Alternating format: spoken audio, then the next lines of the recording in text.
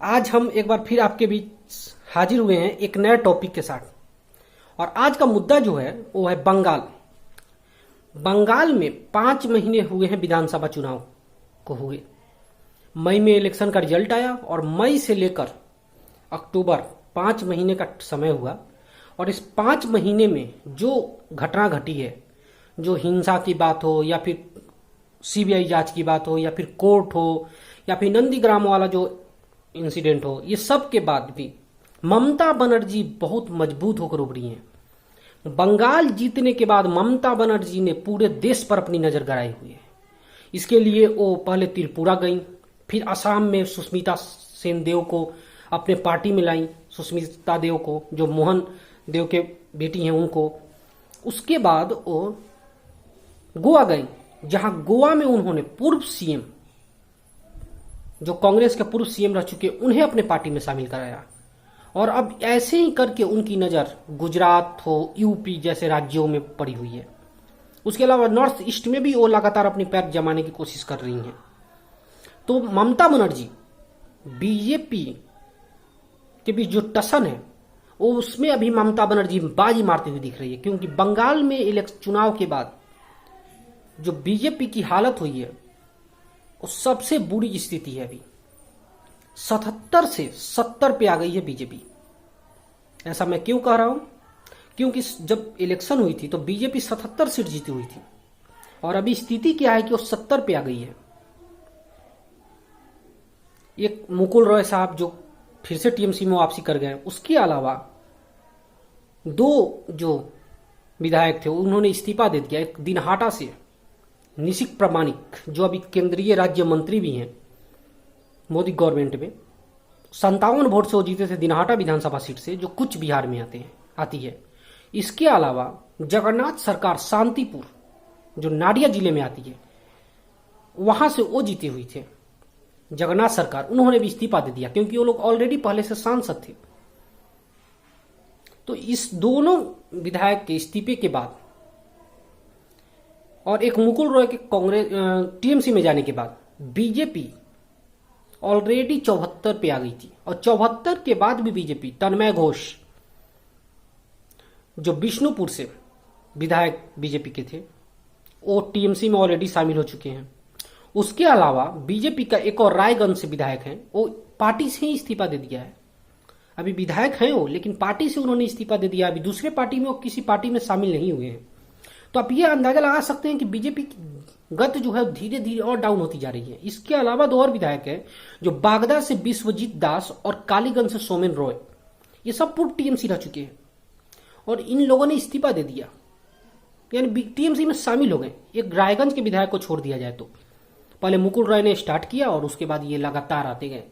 अभी स्थिति ये हो गई है कि बीजेपी के पास 70 विधायक है। अगर यही स्थिति चलती रही तो बीजेपी राज्यसभा सीट भी एक नहीं जीत सकती है बंगाल से। इसके अलावा जो एक और बड़ी बात है, बाबूलाल सुप्रियो जैसे बड़े नेता जो जाकर टीएमसी में शामिल हो जाते हैं, पहले राजनीति की संन्यास की घोषणा करते हैं। 30 अक्टूबर को 4 विधानसभा सीटों पर उपचुनाव है बंगाल में। और यहां जो रिजल्ट आएंगे, क्योंकि इसमें से 2 सीट ऐसी हैं जो ममता बनर्जी और 2 सीट जो ऐसी है जो बीजेपी की जीती हुई सीट थी, जो एक शांतिपुर है जो नादिया जिले में आती है, जहां से जगन्नाथ सरकार विधायक हैं, और दूसरी जो सीट है वो दिनहाटा की सीट है जहां सबसे ज्यादा हिंसा की घटना हुई थी दिनहाटा में, कूच बिहार में। पिछले बार कूच बिहार की 9 में से 7 सीटें बीजेपी जीती हुई थी। तो ये 2 सीट ऐसी है जहां बीजेपी की अग्नि परीक्षा है, क्योंकि ये 2 सीट जो है बीजेपी जीती हुई है। उसके अलावा जो 2 सीट है वो काजल सिन्हा के डेथ के कारण और जयंत नस्कर, 3 बार के विधायक जयंत नस्कर के निधन के कारण, गोसाब जो साउथ परगना जिले की आती है और जो खरदा जो नॉर्थ 24 परगना जिले की आती है, ये दोनों सीट खाली हुई है। खरदा जो है वहां से पहले अमित मित्रा चुनाव लड़ा करते थे और 2 बार से वो लगातार जीत रहे थे वहां, लेकिन इस बार काजल सिन्हा को वहां टिकट दिया गया और वो जीत भी दर्ज की हुई थी। तो ये 4 विधानसभा सीटें हैं जिसपे 30 अक्टूबर को चुनाव होने वाले हैं और इसी में पता लगेगा कि बीजेपी की स्थिति क्या है। क्योंकि बीजेपी यहां से डाउन होगी तो उनकी कार्यकर्ताओं का मनोबल डाउन होगा, और ममता बनर्जी यही चाहती हैं। क्योंकि ममता बनर्जी चाहती हैं कि जो बीजेपी 17 से 18 सीट जीती है, अगर 3 से 4 पर आ जाए तो इनके लिए एक मौके के बराबर है। और ममता बनर्जी खुद को पीएम मटेरियल के रूप में प्रोजेक्ट भी कर रही हैं, तो बंगाल जीतना उनके लिए बहुत जरूरी है।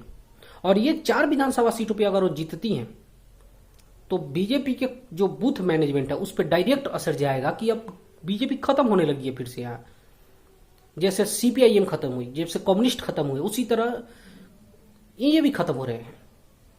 इनके कार्यकर्ताओं की भीड़ लग जाएगी उसमें। दूसरी बड़ी बात यह है कि बीजेपी के पास कोई पॉपुलर चेहरा नहीं है बंगाल में ममता बनर्जी को जो टक्कर दे सके। कम्युनिस्टों को लड़ने के लिए ममता बनर्जी एक बड़ी फेस बनकर आई, तो उनके लंबे चौड़े शासनकाल का अंत किया उन्होंने। उसी तरह बीजेपी के पास कोई चेहरा नहीं है जो ये दिखा सके। उसके अलावा जो 2 विधानसभा सीट है, 4 में से 2 जो दिनहाटा, वहां पे चुनावी हिंसा के कारण सबसे ज्यादा चर्चा में है, तो ये सीट ज्यादा महत्व देगा कि इसमें क्या कर पाती है बीजेपी। और दूसरी जो सीट है शांतिपुर, मतुआ समाज की सीट है ये। यहाँ मतुआ समाज बहुत ज्यादा मात्रा में है, और पिछले बार बीजेपी को मतुआ समाज का भरपूर समर्थन मिला था। तो ये सीट जो 2 सीट है वो देखना है कि क्या कर पाती है बीजेपी यहाँ पे, क्योंकि मतुआ समाज बीजेपी से जुड़ी हुई है। अगर ये फिर से वापस टीएमसी में जाती है तो बीजेपी के पास कोई रास्ता नहीं बचेगा, क्योंकि ऑलरेडी शांतनु ठाकुर को बीजेपी ने वहां मंत्री बना रखा है अपने केंद्र में। तो ये कुछ जरूरी बातें थी जो बंगाल चुनाव से रिलेटेड थे, क्योंकि बंगाल में जो उठापटक देखने को मिल रही है, ममता बनर्जी अब एक तरफा चाल चले जा रही है और बीजेपी उस पर लगातार गिरते जा रही है। सबसे कमजोर स्थिति अभी बीजेपी की बंगाल में दिख रही है। तो ममता बनर्जी के आगे घुटने टेक गई है बीजेपी वहां पे, और ममता बनर्जी एक रियल फाइटर की तरह आगे बढ़ती जा रही है लगातार। आप समझ सकते हैं कि गुजरात में जो मोदी और नरेंद्र मोदी ने किया, जीत कर आते थे, फिर उसके बाद जो कांग्रेस के विधायक थे उनको अपने पाले में ला देते थे, वही हाल अभी ममता बनर्जी करके रखी हुई है। यानी कि ममता बनर्जी भी नरेंद्र मोदी को और बीजेपी को उन्हीं की चाल में हरा रही है। तो देखने की बात होगी बीजेपी से कैसे निपटती है। ममता बनर्जी खुद को एक पीएम मटेरियल उनकी पार्टी साबित कर चुकी है, लगातार राहुल गांधी पर अटैक पे अटैक हो रहे हैं। तो बीजेपी कैसे हैंडल करती है ममता बनर्जी को, यह देखने की बात होगी। तब तक के लिए आप हमारा वीडियो देखें, चैनल सब्सक्राइब करें। जितना ज्यादा आप शेयर करेंगे वीडियो, उतना ज्यादा लोगों के पास पहुंचेगी, और लोगों के पास पहुंचेगी तो चैनल खुद पे खुद सब्सक्राइब होगा। मैं और भी वीडियो लगातार बना कर लाऊंगा। और भी मुद्दे हैं, लखीमपुर वाली मुद्दे हैं, उसके अलावा ढेर सारे मुद्दे हैं जो अभी चल रही है, मैं सारे वीडियो लेकर आऊंगा आपके ऊपर आपके लिए। तब तक के लिए नमस्ते, जय हिंद, साथ दीजिए आप हमारा।